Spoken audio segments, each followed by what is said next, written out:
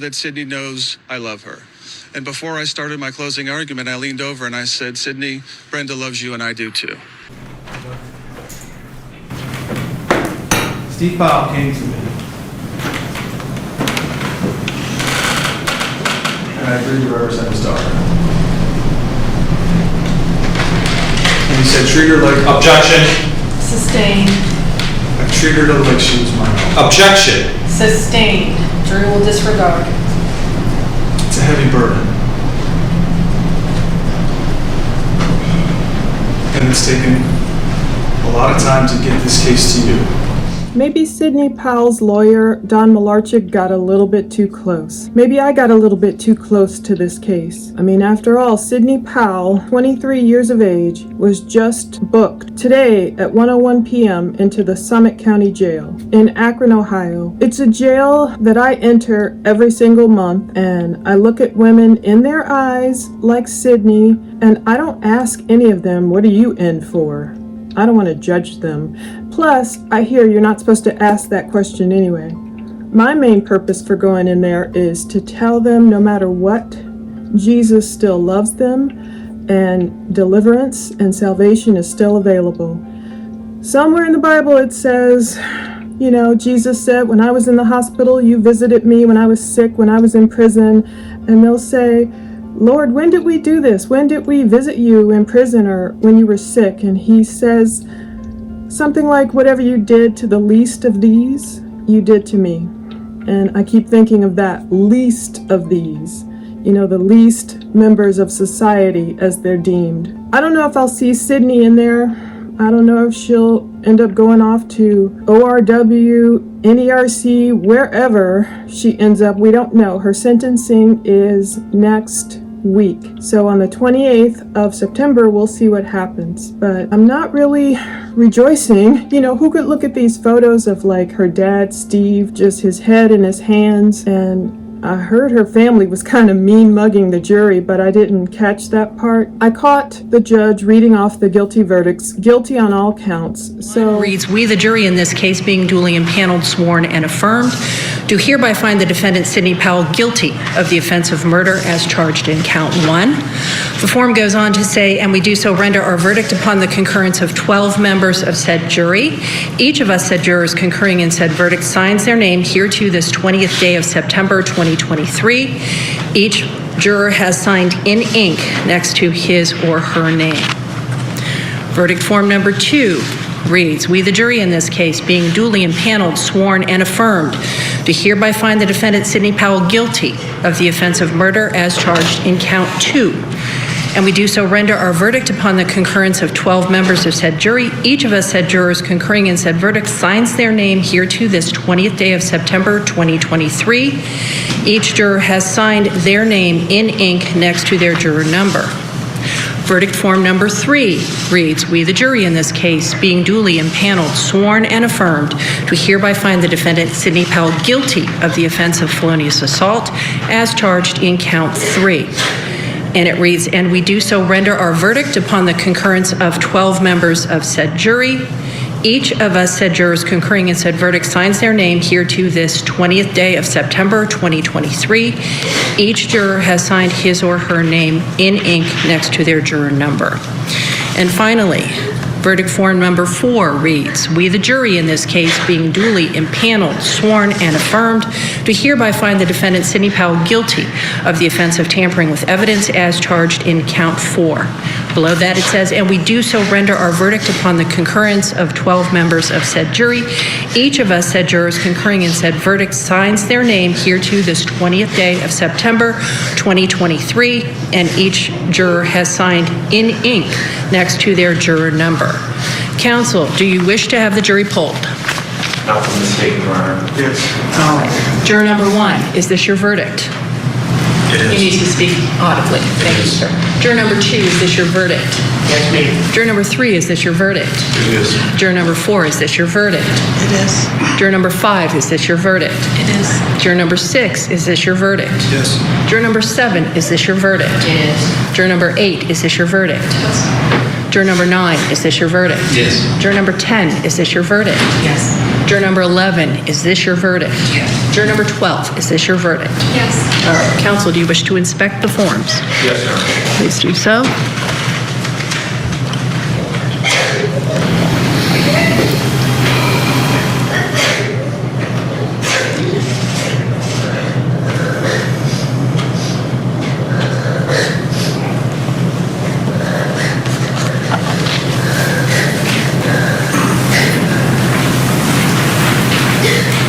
Thank you. All right, thank you, ladies and gentlemen, for your service in this matter. I will now excuse you, and I will release you from the instruction that you are not to discuss this case with anyone else. You are now free to discuss this matter with anyone that you choose to. I would like to speak with you briefly in the jury room. We have some preliminary things that we have to take care of here, and then I will be back to talk with you, and I will talk with you at that time about whether or not anyone else wishes to speak with you. On behalf of the citizens of this community, the county, the court, our staff, and all of the people who have participated in this matter, I thank you for your service here. I know this can't have been easy for you. Thank you very much. You're now excused. Please rise.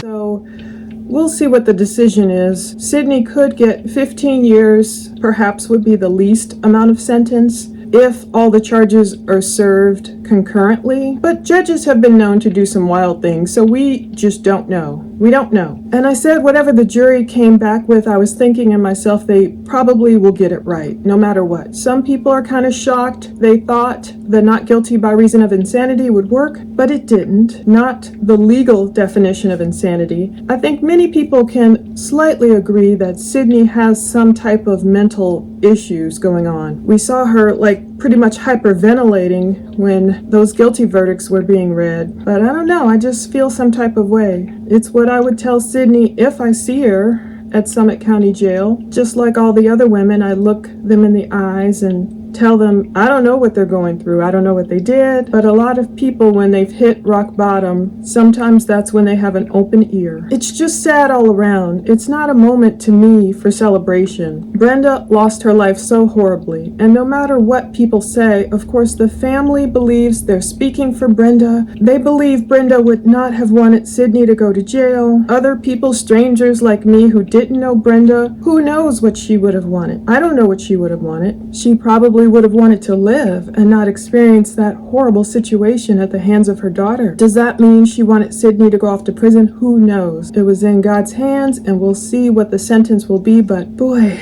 that Sylvia Obradovich, is it? She did her thing. She was the psychologist for the prosecution. She really held her own on the stand. Good morning, Dr. Obradovich. Good morning. I'm Don Malarsic, and I represent Ms. Powell.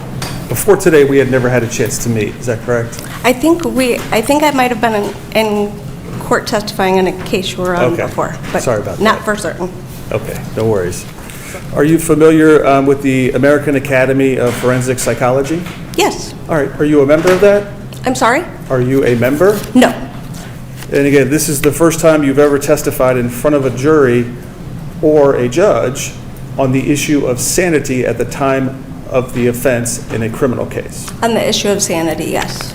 Basically, he wants you to say she's sane at the time. Absolutely not. Mr. D'Angelo says, in reviewing portions of the record, I have concerns of malingering. In addition, due to her attempts to conceal the crime, I have concerns that she did indeed understand the wrongfulness of her actions. Did I read that right? That's saying he is having those concerns, but nowhere does he say, I would like you to say what you were saying, no. Okay, so you didn't feel like he was directing you in a certain way? Absolutely not. Okay. So I found my email where I said, was there any evidence pulled from Sydney's cell phone that would add to timeline and or phone activity leading up to the incident, text calls, or locations? Okay, and what was Mr. D'Angelo's response? Please keep in mind that Sydney's cell phone number is, and then he noted her cell phone. I provided a shortened version of the cell phone download of Sydney's phone. If you click on the PDF labeled Sid's iPhone Unlock, the cell phone timeline begins on page 6,733. On the upper left-hand side, of the PDF, you can type in the page number you're looking for, and it will take you directly to that page. And then he notes on here on page 9,158, February 29th, 2020, she appears to begin discussing common everyday activities with her mother. As that progresses throughout the few days leading up to 3/3/20, she appears to be engaging in normal activity and text messages with her friends and family. The phone calls on the day of the homicide are consistent with what her father told the police. What I find peculiar is that if she lost touch with reality, her actions, text, items she is searching for all appear very normal. She visits with friends, searches how to cash in coins, tells her friends she is at home, communicates with her friends with living arrangements for next semester, and communicates with her mother about what food items she may want when she comes home for a break. I mean, temporary insanity for 5 minutes, no. Okay. Did you ever make a request that you wanted to see additional records? Yes, I asked Sydney during her evaluation. Okay. Did you ever follow that up with an email to me? No, she said she would talk to you about it. Okay. His antipsychotic medication that he's giving her? She's on a few, I'm just wondering which Right. medication you're saying is the I don't remember, antipsychotic. honestly. I Yeah. guess, here's my question, if you know. Are you aware that Dr. Smartnick was treating Sydney with antipsychotic medication? I'm aware, I believe she's on one medication that can be used for psychosis and mood stabilization. And you know that doctors have, an ethical obligation to only prescribe the medication that is medically necessary to treat a proper diagnosis, correct? I'm not sure exactly what you're asking. Sure. If I come in and say, I want to lose some weight, a doctor can't give me Percocet. In that example, that sounds about right, yes. Yeah, that'd be a crime. Yep. Yeah, okay. So doctors are required legally and ethically to only prescribe the medication for a legitimate medical purpose, correct? I think that's a fair statement, yes. Okay. And are you saying that Dr. Smartnick for 3.5 years has been misprescribing Sydney? I'm not a medical doctor or a psychiatrist, so I don't know that I'm the right person to make that judgment. Okay. Although in reference to your question, if you're talking about the Abilify that she's being prescribed, there's people who don't have psychosis who are also prescribed that medication. So you may or may not be familiar with, there can be a list of reasons why you might get a medication, and Abilify is one of those. So it can be an antipsychotic, it can be for mood stabilization. My opinion is she didn't have schizophrenia on March 3rd, 2020. Right. And you I don't know that I can agree with you because there's not a test for Sure. legal insanity. So I mean, I agree they use tools that are available to us as psychologists, but they're not the tests that answer the question we're trying to answer. Yeah, if there was one test that could answer this, we wouldn't be here, right? Absolutely, absolutely. Right. Yep, It's complicated, right? absolutely. And if you want the best possible answer, you want to use a multi approach to determining someone's sanity, correct? That's exactly what I did, yes. Well, you didn't do any testing, right? There was no need to do testing 2 years later. Okay. Let's talk about how Sydney got to the Cleveland Clinic. We know that she was at the scene at 1965 Scudder on March 3rd, 2020, and we see Officer Jackson. She opens the front door, and he's got his body-worn camera on, correct? Yes. Okay. And I think you noted in your report that Sydney was placed in the ambulance. EMS took her from the scene to Akron City Hospital, correct? Correct. And I think you noted she checked in at 1:49 p.m. on March 3rd and was discharged on March 4th at 4 p.m. Does that sound about right? That does. Okay. So Sydney was at Akron City Hospital for 26 hours. About, yep. And you know, in reviewing your records, that she was evaluated by Dr. Todd Ivan. I do recall seeing notes from him in her records, yep. Do you know Dr. Todd Ivan? No, Would it be helpful if you knew someone who knew him and knew his reputation? to answer the question of insanity on March 3rd, no. People had contact with her when she first got to the hospital and she wouldn't talk to anybody. Right. So she didn't start talking or speaking or interacting with people until that next morning. Yes, my understanding is she was admitted medically to Akron City on the 3rd. On the 4th, they determined she wasn't appropriate for psychiatric hospitalization and that she could go into police custody. And so that's when that happened, and she was moved from the hospital to the jail, yes. And Dr. Carmichael noted a concern for acute psychosis secondary to schizophrenia assessment, correct? That's correct. And Dr. Carmichael finally noted that Sydney was mumbling a refrain, "Get out of the house." She was placed on one-on-one observation. She was staring off in the distance, humming to herself, tracing her finger across the bedsheet, mumbling and shaking at times. Correct. So Sydney leaves Akron City Hospital and she's admitted into the Summit County Jail on March 4th. She's released on March 6th, correct? Correct. Client reported she was feeling extremely sad and was tearful throughout the assessment. Client stated she was sad about her mother and feels as though she had been in shock. Do you recall that? I do. I believe she didn't suffer from a serious mental illness at the time of the crime, correct? Does she suffer from one now? I have no idea. She might. Isn't that important to know?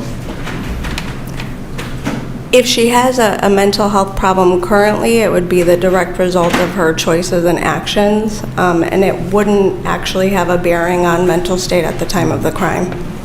Even though Dr. Todd, within hours of seeing Sydney, said she was acutely psychosis. I mean, if there was indication at the hospital that she needed to go to North Coast for a forensic evaluation immediately, that could have happened, but it didn't. My investigation and all of the time for the evaluation was spent on the time period of the crime, whereas they took lots and lots of data from the time period of meeting with her, which, you know, unfortunately is not the most relevant data. Yeah. You're saying she was malingering and these three doctors missed it. I'm saying these three doctors focused and believed everything she said, and I compared everything she said to what we know to be true, and it didn't match. Okay. Not only reviewing her phone records, but during the course of the investigation done, there was people in Sydney's life that were talked to and information was given, and really the only thing that came up through all of that was kind of just this theme of maybe some anxiety or panic attacks. Things like maybe wanting to be in her room sometimes by herself on her phone. That's not, like, the withdrawal and isolation we're talking about is you turn your phone off, you're not interacting with anybody, you're not speaking to anybody, you're kind of shutting yourself off from the world. So that was really kind of all that was supported or And she said that Sydney was getting withdrawn in January and February of 2020, correct? No, she said that she wasn't going to classes, but I don't think Lauren knew at that time that Sydney was already dismissed from the university, so that's why she wasn't going to classes. And Lauren seemed very surprised when I said, do you know she got an F in that class?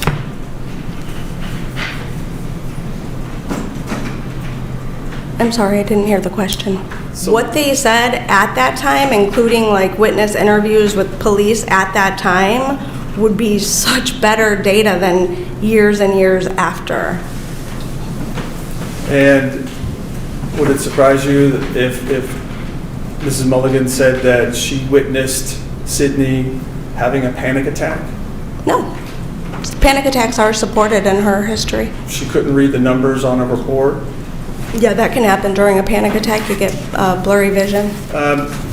We mentioned this last week from February 24th through March 3rd. We talked a lot about reviewing Sydney's cell phone records and social media accounts to trying to figure out what was going on during that week, correct?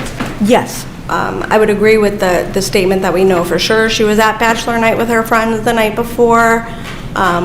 She had talked to different people about different things. She had some kind of meeting that she was talking about with her mom when her mom was busting her not being at school that day, and that week leading up to it. And she said something like, I'm just going to come home because I have that meeting tonight anyway. So she was interacting with people. You said that, in your opinion, Sydney was not suffering from a severe mental disease at the time of the offense, correct? That is my opinion, yes. And you want the jury to pay particular attention to Sydney's motive for secondary gain when she's talking and answering questions to you. Is that fair? Sure, yes. And you want the jury to examine Sydney's motive when she's telling her friends and family she's still in school, correct? Examine her motive for You said she's lying. That's not a mental health issue. She's just being deceitful and manipulative, correct? I did say that, yes. Okay. What's, in your professional opinion, Sydney's motive to kill her mother? I don't think it was a coincidence that the murder started right when Brenda was answering the phone from the school and was about to learn the full story of what had been happening and how long Sydney had been lying to her. So you think Sydney killed her mom because her mom was going to find out that she was suspended from Mount Union? I think Sydney would have done anything to prevent disappointing her mother, who was also her best friend. Including killing her? Yes. And you told the ladies and gentlemen of the jury that you did not see any evidence of a serious mental health problem with Sydney based on your review of the records, the body-worn camera, and the reports on March 3rd, 2020. Is that correct? Correct. All right, I want to show you this 90-second video from body-worn camera.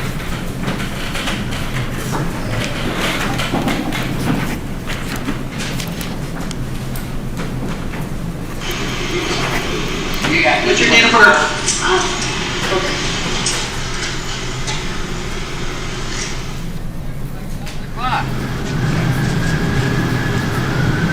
Sydney. Sydney. Sydney. Oh, fuck. What is going on with Sydney? Sydney.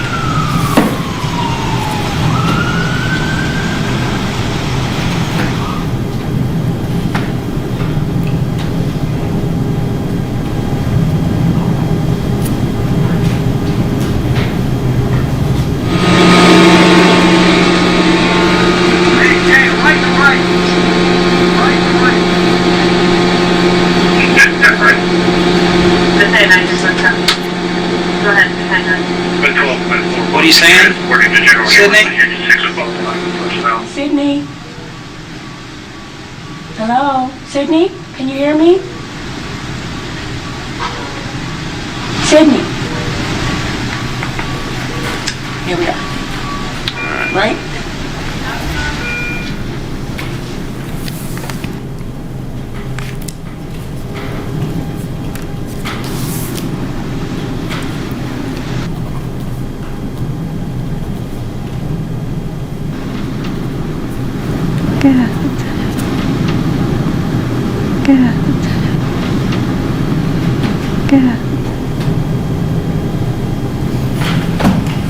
Dr. Bradovich, are you telling the ladies and gentlemen of the jury that that video shows you no evidence that Sydney was suffering from a serious mental disease on March 3rd, 2020? No, I think that shows us kind of the shock and trauma response after police arrived, and she had just murdered her mother. And did you watch that video when you made your recommendations contained in your report? That video looks like it was edited in snippets, but I had the original videos and reviewed those, yes. Something like, please put Brenda on the phone, and Sydney responded in a calm voice, this is Brenda. That's my understanding, yes. Could that be disassociation? To be disassociated but know that you're supposed to pretend to be Brenda, no, that does not sound like disassociation. So she was trying to get away with murder? I think she was trying to buy time because the school kept calling and nobody was answering. So that was her plan. She's going to tell her dad somebody broke in. I mean, she did tell her dad somebody broke in. And that was done to deceive. It would be on brand. So her- Although the only reason to break a window is to try to further the narrative of a break-in. I'm saying she's malingering about being insane at the time of the crime. And if you had to go back and do it again, would you do testing on Sydney? No. I kind of started believing whoever was speaking at the moment. Don Malarchik was such a great orator, such a great speaker, and when he got his point across, it was like, yeah, believing him. But then when the prosecutors got up there and put forth their case, I'm believing them. And their experts, 3 of the defense's experts, yeah, they had their experience, they had their knowledge and everything. But the one prosecution's psychologist, I loved her. She was great. She just came across great, and even though this was her first time reportedly testifying, giving her expert opinion in a trial regarding insanity, that did not take away from her experience. Like they said, everyone has to have a first time. It wasn't her first time testifying ever in court, but they tried to make it seem like, oh, you're a newbie. You know, the defense tried to downgrade her experience, which was very off-putting. When you can't attack the actual evidence, you start trying to attack the person on the stand. Not a good strategy. And Don was quite a trip. He was a great lawyer too. I mean, he had his kind of Perry Mason moment, but in my heart of hearts, I was like, oh, I wish it was really for justice or truth. Maybe he was really fighting, of course, for justice and truth for Sydney, but he was trying to slip it in there when he was saying, Steve brought Sydney to me, like treat her like she was your own daughter, and that got a couple of objections, but we see where he was coming from. And the way he told Sydney, reportedly, right before he got up to, give his closing arguments, he told Sydney, Brenda loves you, and so do I, and it looks like she mouthed back, I love you.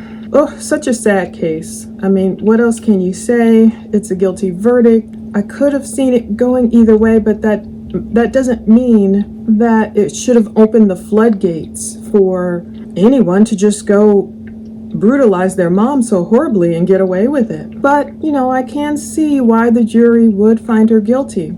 All these different little instances, the body cam footage and showing her trying to cover her tracks and the way she was crying out for her dad and all these little things, like even in the body cam footage when Sydney was saying she's on the curb and the cop is saying, oh yeah, you do have blood on you. Oh, you're cut somewhere. And she's like, no, I was trying to help her. She was trying to make it seem like she was trying to help her mother. So there was a lot of trying to cover your tracks. I guess it's so insane to me because it just will not make sense. It just does not make sense. From the first time I heard about this case, it doesn't make sense that anyone would go off and brutalize their mom with a cast iron skillet and all those stab wounds to the neck, no less, and I'm assuming some to the chest and to her arm. When I first pictured this case in my mind's eye, all I heard was, yeah, there was a stabbing, there was a call from Mount Union College, and there was some kind of brouhaha over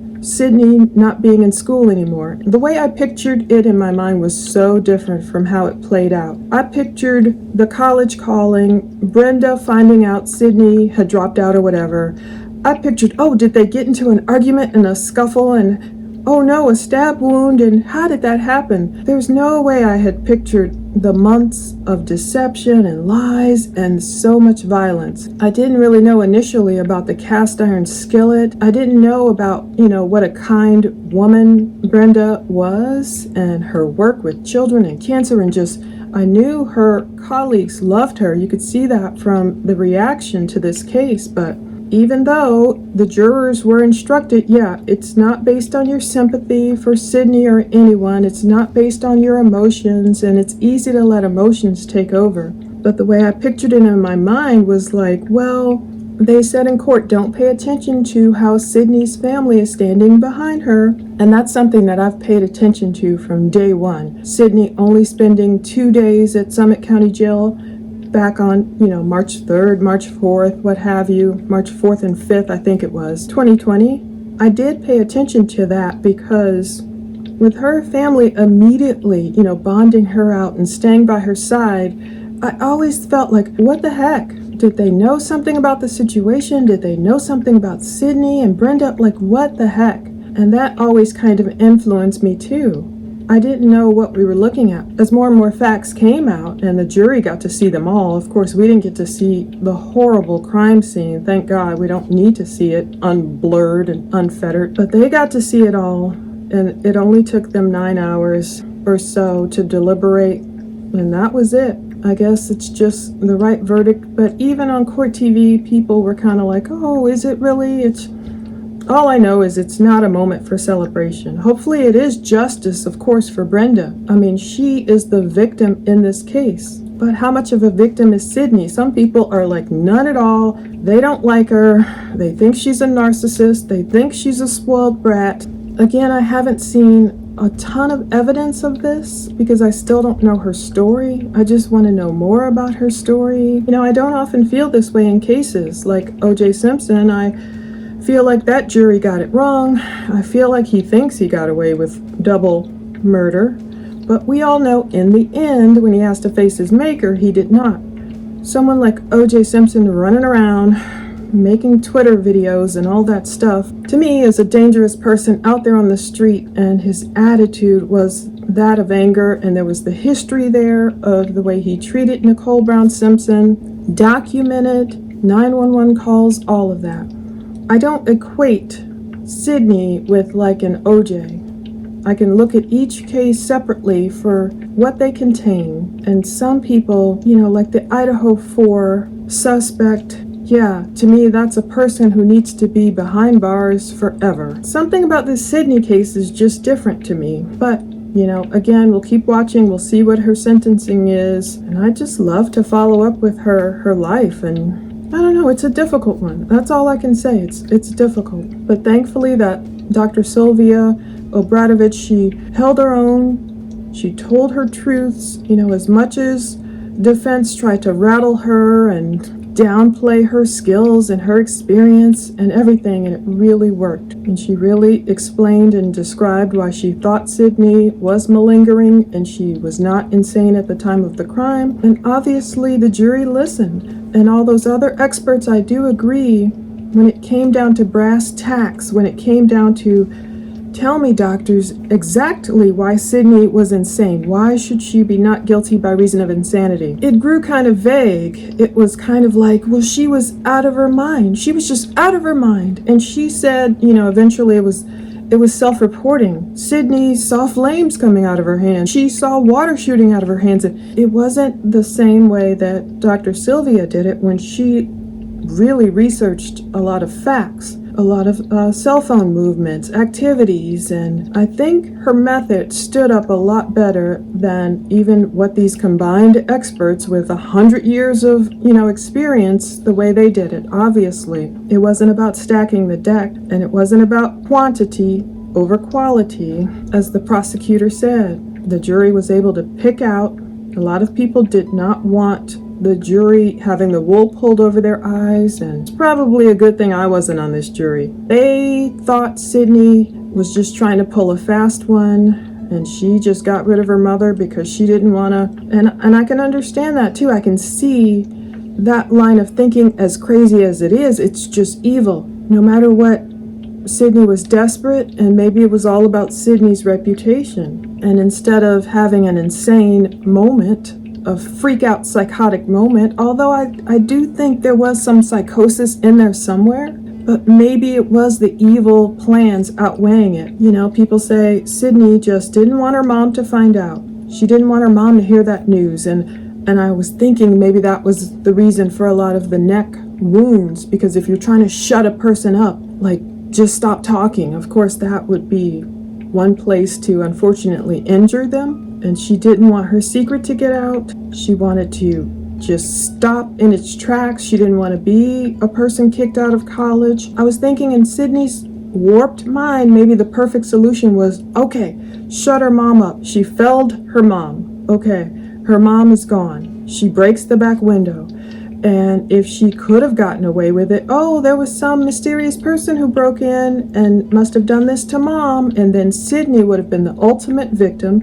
And that would have given her excuse, her way out. If they would have believed her and they thought some madman was on the loose in Akron, breaking into a home and getting rid of this lovely 50-year-old woman, Sydney would have had the perfect excuse to never go back to college. Oh, she lost her mom. She was the victim of a crime. She would have gotten all the sympathy and wouldn't have to have worried about that pesky little getting kicked out of college issue. Would Sydney have gone with that if police hadn't figured out quickly she was the suspect and the perpetrator of this crime? Once she knew that would not fly her little plot, then it was like a quick switch to maybe, let me figure out how schizophrenics work. Let me figure out their symptoms. Was that it the whole time? Some people theorize she had anxiety, anger. There's so many things. There's so many mental health conditions that people can have. Which ones literally meet the legal definition of insanity? I guess that's a bit more narrow than, freaking out. Temporary insanity where you're jumping back and forth into insanity. And was she really catatonic, or was she just playing and pretending to be, and get out of the house, and what was all that about? And there was some calculation there, because by the next day, she only wanted to talk to her lawyer and not her family, reportedly. And it's the same family that stood by her. I mean, I really feel for her family. Like, her family, people are saying maybe they just couldn't face facts. They don't want to face facts that Sydney just did this in a moment where she wasn't insane. No matter what, they lost Brenda. I'm sure they didn't want to lose Sydney to prison too. It's a natural instinct. It's a natural reflection. And no matter how much people say, Steve, oh, he lost his wife, and how dare he support his daughter? How dare her grandmother, support Sydney? Well, it's difficult. No one wanted Brenda to die, but you can't turn off love for your daughter, I'm sure, like that. It just, people don't have a light switch of emotions. I'm sure they'll visit her in prison and keep up with her. I would love to talk with her too, and just, I don't know, I just keep digging for the why, and it's always like those puzzle pieces they love to do. You could see the puzzle that they talked about working on as a family. You could see that on the body cam footage.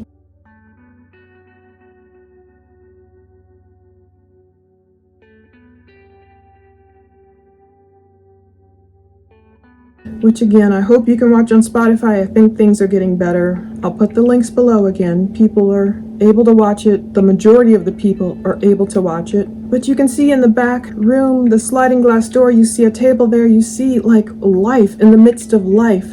They were working on a puzzle, which Sydney and Brenda allegedly love to do.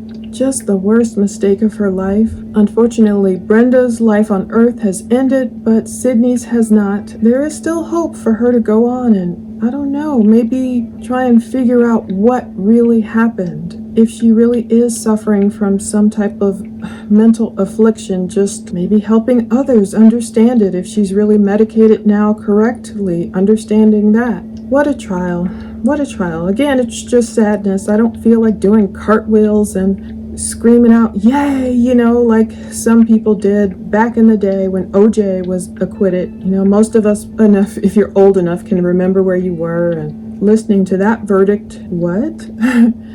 And some people, of course, they showed the polarization of many black people going, yay! Not all of us were doing that. A lot of us were not doing that. I don't know. It's sadness. You see sadness. Sometimes you see, yes, it's right. But this one, okay, maybe it is a correct verdict, but it's still just a totally sad situation. And yeah, it did prejudice me to see how much her family stood by her from the get-go. And I always thought, well, something, and I still think something was going on. Not that Brenda ever deserved this at all. That's not what I'm saying. This is no victim blaming or shaming. She sounds like a fabulous woman from what I've heard of Brenda Powell. And I hope this is justice for the loss of her life so brutally. But I just still pray for that family so much. Sydney, for her brother, for her dad, her grandmother, all of them. I pray for them to all get through this and past this because, Steve lost his wife. It doesn't mean he doesn't love Brenda. Some people are thinking, well, how could he do this? How could he support his daughter? He knows, she killed his wife, and I'm sure he would give anything for none of this to happen. To have his wife, to have his wife alive, his daughter and son right there, and them taking vacations. And I'm sure, hopefully, Sydney has it in her mind that she made the biggest mistake of her life, and maybe thinking of all the different ways she could have gone about this. And if she's lucid and well medicated now and understanding things, maybe her case can help someone else who's maybe feeling the same way she felt. Or I don't know, people think she shouldn't, of course, been out anywhere running the streets, because maybe she could have harmed someone else. Only God knows that, and I pray this was God's justice being meted out, and I pray God informs the judge about the best sentence possible for Sydney, and we'll see where she serves her time and how. Yeah, a lot of people thought it wouldn't be fair if she would have been found not guilty and gone off to a mental institution or even stayed on her grandparents' farm. She should be very blessed and feel very blessed she was able to be out these 3.5 years while waiting for trial. Different people thought it wouldn't have been fair for Sydney to get out and then just, get married, start her own family, and go on with her life after such a brutal crime. Either way, I hope Sydney has made her peace with God, because only she knows internally what the heck really happened that day. Brenda knows, the Lord knows, and now we wait for the judge's sentencing next week. Romans 12:15 really stood out to me today. Rejoice with those who rejoice and weep with those who weep. So I can kind of see it balanced. I can see why some people are rejoicing, because they're like, look, she needed to be guilty. Hallelujah. She took her mom out of here. She knew what she was doing. She was trying to cover her tracks. Some people are like, good riddance. And, people get a little bit, they go too far with, I believe, the things they say when a person is guilty. They want them under the prison. There's no way I can walk into the jail every month and minister to women like I do, bring them the word of God, bring them worship music. We stand there and and I take their prayer requests, all of us, the team, and look them in the eye and tell them there is still hope no matter what. There's no way I can go off on that deep end. But then when we talk about weeping with those who weep, I think about, Sydney weeping to the point where she was hyperventilating. People think she does a lot of fake crying or she only cries for herself. I saw real tears. I saw tears during times when they talked about what happened to Brenda. I think she deeply regrets it. I think she really did love her mom. I think she really does miss her mom. And to see Steve with his head in his hands and family saddened, him losing his wife and now him losing his daughter to prison, I see the weep with those who weep part. We will see what Sydney's sentencing is, and we'll move on to other cases in the meantime, but this was, a special one. It just literally hit close to home in a way, and just different. It was just, it wasn't cut and dried to me. It wasn't black and white. There was a lot of shades of gray. Thanks for watching. The jury did their job. They listened to all the experts, and I guess they got it right. Thank you.